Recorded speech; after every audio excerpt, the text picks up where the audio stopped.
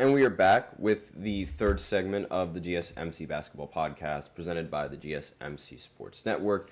And in this in this third segment, we're going to talk about Joel Embiid and opening night for him. We already know that, or at least I already know, and I already confirmed it before, that Joel Embiid and Paul George, they aren't going to be playing in the opening night for either teams. They're Paul George still suffering that injury, and I guess the 76ers don't really want to risk injuring him on opening night because that would be like the talk of the town, without a doubt. If Paul George gets hurt in the opening night, everybody's just going to laugh at the 76ers. And Joel Embiid, surprisingly, is going to end up sitting, well, actually, unsurprisingly, is going to end up sitting out as well due to an apparent injury. Now, this is just, according to Larry Brown Sports, this article, this is an unwelcoming start for the 76ers. If you are a 76ers fan, this is definitely not how you want to start the season. So, Shams ended up reporting on Tuesday that Embiid won't be playing at all in opening night, but then he later reported that he won't be playing at all for the week. For the week, Joel Embiid is not going to be playing. So that means he's going to be missing the opening night for the Bucks, which is today, and he's going to end up missing Friday's game against the Raptors in Toronto on Friday. And let's see. What other games do the 76ers have? Do they have a back-to-back? No, they don't. And I don't know if he's going to miss the game on Sunday, but already that's 3 games that Joel Embiid is going to miss. And because he's injured. What a shocker, right? So this report happened earlier. So this obviously includes the Milwaukee Bucks opener, but Shams adds that the former MVP is progressing well and ramping up to scrimmages, but still is not quite ready yet. And this is absolutely ridiculous. I have no idea what exactly happened with Joel Embiid in the off season or even in the preseason games, but it's like, this is getting absolutely absurd. I mean, we already know that Joel Embiid isn't going to be playing in back-to-back games, and now here he is not even going to play for the whole week. Like, what kind of malarkey is this? And I have to say that word because the word that I want to say I can't say on air, but it's like, this is just absolutely ridiculous. I mean, already the 76ers are dealing with injuries. How are they going to maintain this throughout the rest of the season? I think that's really the big question in this for the 76ers going into this game and going into this season. Because, I mean, he hasn't even played an official game yet, and he's already going to miss an entire week. Like, what kind of soft malarkey is this? Again, I can't say the word that I want to say on air, but again, this is just ridiculous. Now, Embiid, he missed most of the preseason for the 76ers with what the team called left knee injury management. Whatever in the world that means. It's unbelievable. Like, I'm so shocked at the fact that let's see. He was limited to 39 games during the 2023-24 season after suffering a left meniscus tear in late January that required surgery. That said, however, Embiid was healthy enough to play in Paris for the Olympics and ended up averaging 11 points in 16 minutes per contest and starting at center in 5 of the 6 games during the Olympic play. Now, 30 years old, he's often injured, and he recently made a staggering statement about managing his future workload, saying that he wasn't going to be playing in back-to-back games. And the management will apparently begin with missed games for Embiid on Wednesday, Milwaukee, Friday against Toronto, and possibly even Sunday with Detroit, according to this article. So, again, this is just soft. This is incredibly childlike. I don't understand why he's just choosing not to play now.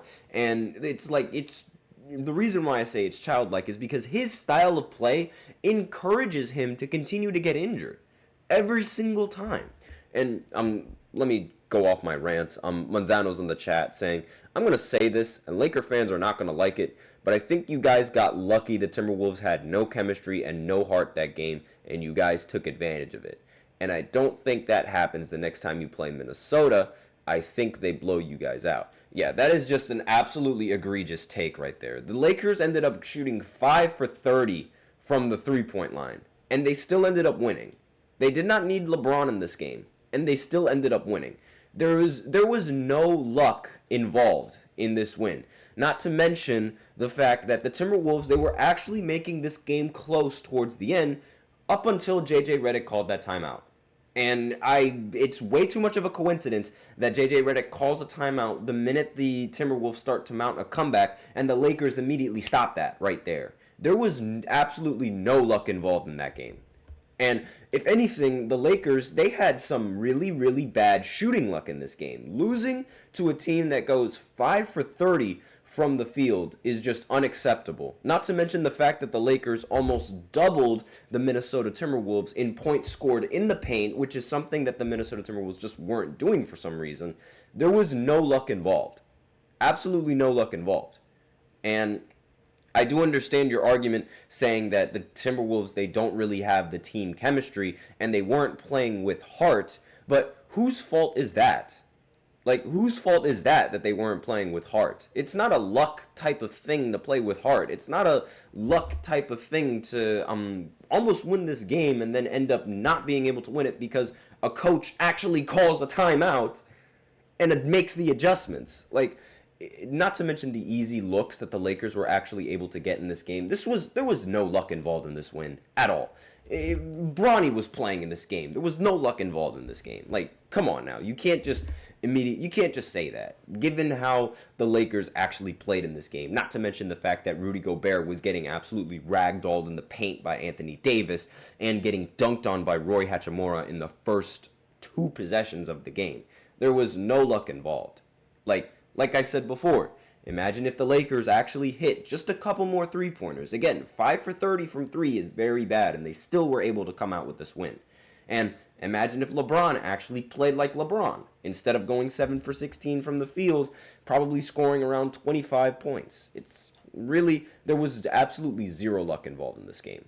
They made a big trade in the middle of the preseason, and they got those players at the end of the preseason. Again, still don't see how there was no luck involved in this win. Like, you can say that's a team chemistry issue.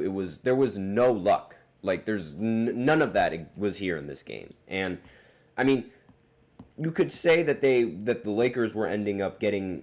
You might think that the Lakers were at the line a little bit more, but that wasn't true at all. The Timberwolves ended up shooting more free throws than the Lakers in this game. Meanwhile, they were also able to hit more three-pointers than the Lakers in this game as well, going 13 for 41 compared to the Lakers' 5 for 30. The Lakers were just able to get more efficient shots in the paint, and they were able to consistently get open looks. There was no luck in this game. There was no luck involved. This was all just a W win. This was a W for the coaches. Now, back to Joel Embiid. He's 30 years old, injury-riddled, and obviously he's going to take a little bit of time in order to come back healthy for the 76ers. Again, I think it's all just I really think this is just a bunch of soft, unnecessary things that Joel Embiid is doing. I understand, like, missing one game of the week, sure, but missing all 3 to open up your season, that is just not a good look for Joel Embiid, and that's not a good look for the 76ers. Like, I understand trying to keep him healthy is, like, priority number 1, but a big reason why he can't stay healthy is because of his style of play. He always flops. He always over-exaggerates his falls. He always lands awkwardly, and, like, in order to further exaggerate his falls. And it's just, his play style does not encourage a healthy lifestyle and a healthy playing. Like, it just doesn't. I mean, I don't understand why Joel Embiid doesn't realize this and why he doesn't amend this. But again, this is how he scores a majority of his points. Just going down to the paint and just flailing around and then just landing on his back or landing on the floor. Like, again, landing on the floor constantly at his type of mass, it's not ideal. and it's not something that can be sustained long term. So maybe his play style has got to change, but chances are his play style is not going to change because it works so well. And Manzano's in the chat. You give all the coaching credit to JJ, or your scheme on defense and offense was more towards your assistant coaches and JJ. I'm confused by that. I gave JJ credit because, the new offensive scheme that they have in place for the Lakers and how they're running this offense is way more, like, you could clearly see the difference between JJ Redick as the coach and Darvin Ham as the coach. Like, the team looks confident and competent under JJ Redick. Now, furthermore, on the 76ers and Joel Embiid, Manzano says, this is why I laugh when I hear the 76ers fans saying that if Joel Embiid came into the league during the prime of Shaq, Mutombo, and Yao, he would dominate them straight away. Yeah, you saw me in the last video segment. Like, I laughed uncontrollably with that take because it's just absolutely egregious. His style of play is incredibly soft, and not only that, it also encourages injuries. Like, that's one of the things that's incredibly underrated about him. Like, that is overlooked, I should say, about him. His play, while it's effective and while it does work for him, not only does it not work in the postseason, but it enables him to get injured in the postseason. It's really just it's bad. It's not good. And considering how he's not even going to play in the opening night or the opening week, which is shocking to me, is just like, it's disgusting. It's absolutely disgusting. There's no reason why he should not be playing an opening night. And I can understand Paul George. He recently suffered an injury, but Joel, not at all. This is just absolutely ridiculous and incredibly soft, in my opinion, from him. But let me know what you guys think about Joel Embiid, what you guys think about this decision in the comments. But aside from that, we're going to go ahead and go into the fourth segment talking about a really interesting Warriors rumor and how they were supposed to get this player, how they were supposed to get that player, and how they were going to acquire this player in a trade and in several other off-season moves. So we're going to talk about that right after this short break, so be sure to stay tuned if you're interested.